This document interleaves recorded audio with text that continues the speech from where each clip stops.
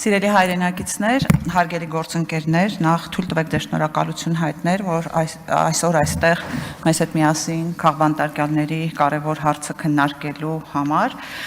ես կլինեմ շատ հակիրճ հնարավորություն տալով արտահայտվել դահլիճում ներկաներին, որովհետև այստեղ տեսնում եմ մարդկանց, ովքեր շատ լուրջ եւ կարևոր աշխատանք են տանում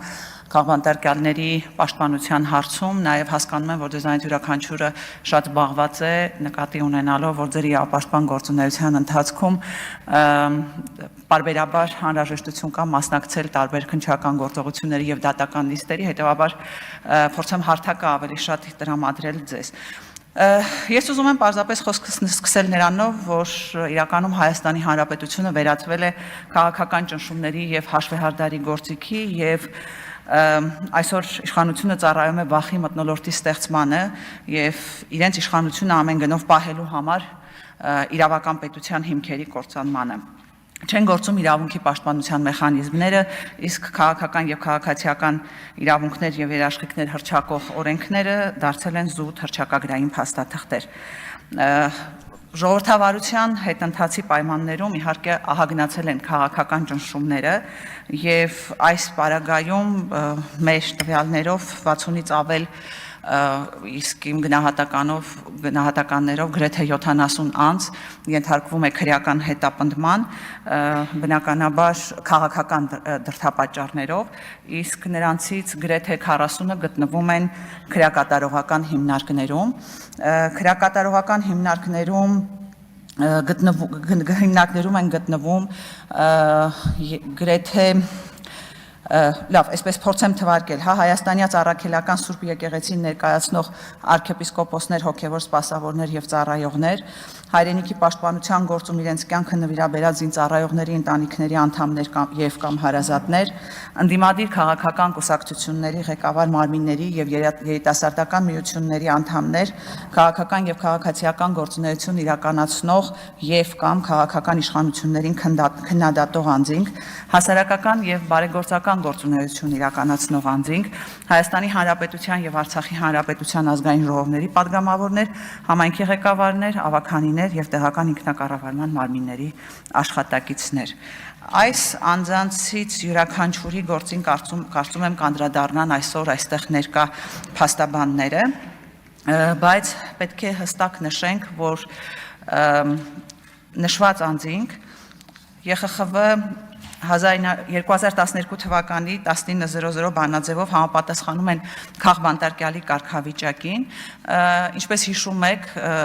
բանաձևը նախատեսում է 5 չափանիշ եւ չափանիշներից յուրաքանչյուրին համապատասխանելու պարագայում, այսինքն պարտադիր չէ, որ 5 չափանիշներին միաժամանակ, այլ դրանցից միայն մեկին համապատասխանելու պարագայում էլ անձը կարող է համարվել քաղաքական բանտարկյալ։ Քաղբանտարկյալի կարգավիճակը փաստվում է եւ կալանավորումն իրականացվել է Մարդու իրավունքների Եվրոպական կոնվենցիայի եւ նրա արձանագրությունների մեջ արտացոլված հիմնարար երաշխիքների, մասնավորապես մտքի, խղճի եւ կրոնի ազատության, արտահայտվելու եւ տեղեկատվության ազատության, հավաքների եւ միավորումների ազատության երաշխիքներից որևէ մեկի խախտմամբ, կալանավորումը կատարվել է բացառապես քաղաքական պատճառով, առանց որևէ հանցանքի հետ կապելու, քաղաքական շարժառիթներով կալանավորման ժամկետը կամ պայմանները ակնհայտորեն անհամաչափ են արարքին, որի համար անձը ճանաչվել է կասկածյալ կամ մեղադրյալ, քաղաքական շարժառիթներով անձը կալանավորվել է խտրականորեն համեմատած այլ անձանց հետ եւ կալանավորումն ակնհայտորեն անարդար ընթացակարգերի արդյունք է, ինչը կապված է իշխանությունների քաղաքական շարժառիթների հետ։ Այս ամենին գումարենք Մարդու իրավունքների եւ հիմնարար ազատությունների պաշտպանության մասին կոնվենցիայի 18-րդ հոդվածը եւ դրանից բխող Մարդու իրավունքների Եվրոպական դատարանի նախադեպային որոշումների կիրառելիությունն ու վերաբերելիությունը։ Հարկ է նկատի ունենալ նաեւ, որ ԵԽԽՎ իրավական հարցերի եւ Մարդու իրավունքների կոմիտեի թիվ 13-011 զեկույցը, որի վրա հետագայում ընդունվել է թիվ 19-0 բանաձևը, մանրամասնում է նաեւ որոշակի պարտականություններ պետության համար կապված ապացուցման բեռի հետ, մասնավորապես ապացուցելու բեռը բաժնում ասվում է, որ քաղբանտարկյալ ներկայացող կամ իր ներկայացող անձը կամ իր ներկայացուցիչը պետք է ներկայացնեն հիմքեր, որ տվյալ անձը քաղբանտարկյալ է, իսկ պետությունը իր հերթին պետք է ներկայացնի ապացույցներ այդ պնդումը հերքելու համար։ Այսինքն, եթե պատասխանող պետությանը չի հաջողում ապացուցել, որ տվյալ անձի ազատազրկումը լիովին համապատասխանել է միեք պահանջներին, այնպես ինչպես դրանք մեկնաբանվել են Մարդու իրավունքների եվրոպական դատարանի կողմից, մասնավորապես արդարության, համաչափության եւ խտրականության բացակայության պահանջների առումով, եւ որ ազատազրկումը արդարադատության, արդար գործընթացի արդյունք է, ապա տվյալ անձը պետք է համարվի քաղաքական բանտարկյալ։ Մի դրույթ էլ ուզում եմ անպայման այդ զեկույցից նշել, խոսքը վերաբերում է նրան, որ քաղաքական բանտարկյալ ճանաչված անձը պարտադիր չէ, որ լինի անմեղ, գործի քաղաքական բաղադրիչը կարող է դրսևորվել օրինակ օրենքի ընտրովի կիրառման մեջ կամ չափազանց խիստ պատժի կիրառման մեջ համեմատած նույնատիպ հանցագործություն կատարած, բայց քաղաքական նախապատմություն չունեցող անձանց հետ կամ վերջապես անարդար դատավարության մեջ, որը այնուամենայնիվ կարող է հանգեցնել մեղավոր անձի դատապարտմանը։ Ես իհարկե սիրով կանդրադառնայի գործերից յուրաքանչյուրին, որովհետև իմ նշած չափանիշները իմ կողմից մատնանշած 40 բանտարկյալների պարագայում կիրառելի են, բայց ուզում եմ քաղբանտարկյալներից անդրադառնալ միայն Լիդիա Սահակյանին, մնացած քաղբանտարկյալների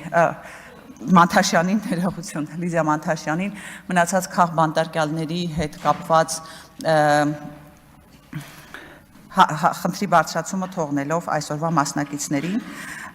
Լիդիա Մանթաշյանը այս պահին միակ կին քաղաքական բանտարկյալն է եւ ընդամենը օրեր առաջ դատարանը հերթական անգամ 3 ամսով երկարաձգեց Լիդիայի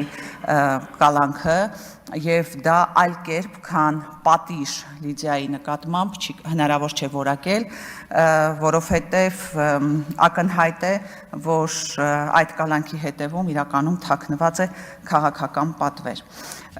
Սիրելի գործընկերներ, քաղաքական ռեպրեսիաների այս մեխանիզմը հնարավոր է դարձել գործի դնել դատական իրավական համակարգի հետևողականորեն միջամտելու ճանապարհով, որը արտացոլվել է եւ իրականացվել է թե օրենսդրական մեխանիզմներով, թե լիազորությունների դադարեցման, ոչ սահմանադրական միջոցներով։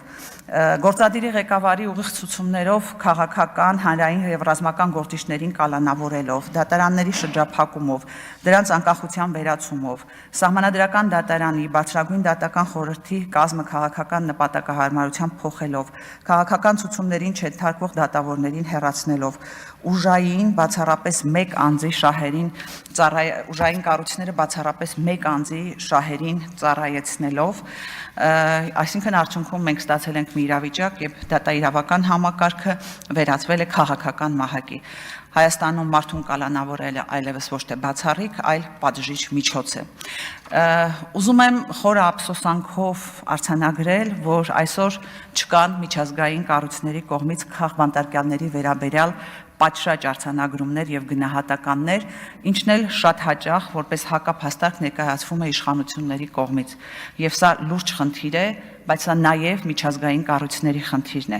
Ցավոք այսօր միջազգային կառույցները խորը ճգնաժամի փուլում են գտնվում եւ մենք այդ կառույցների անգործությանն ականատես ենք եղել ինչպես 44-օրյա պատերազմի, Արցախի շրջափակման եւ էթնիկ զտման ժամանակ, այնպես էլ ականատես ենք լինում այսօր քաղբանտարկյալների հարցում լռության պարագայում։ Մենք պետք է սկսենք այդ իրողությունը եւ հաշվի նստենք այդ հանգամանքի հետ։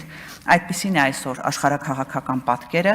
վաղը կփոխվի իրավիճակը, կփոխվեն նաեւ միջազգային կառույցների մոտեցումները։ Սիրելի գործընկերներ, պարզապես ուզում եմ շեշտել, որ այսօր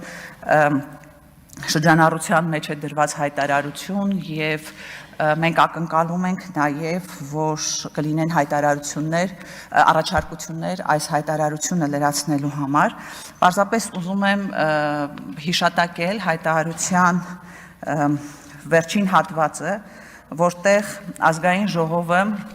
արձանագրում է, որ քաղաքական հետապնդումներ իրականացնելու նպատակով դատական եւ իրավապահ համակարգերի օգտագործումը հակասում է Հայաստանի Հանրապետության ստանձնած միջազգային, այդ թվում որպես Եվրոպայի խորհրդի անդամ պետության պարտավորություններին, փաստում է, որ տեղի ունեցողն անմիջականորեն հրահրվում, ուղղորդվում եւ համակարգվում է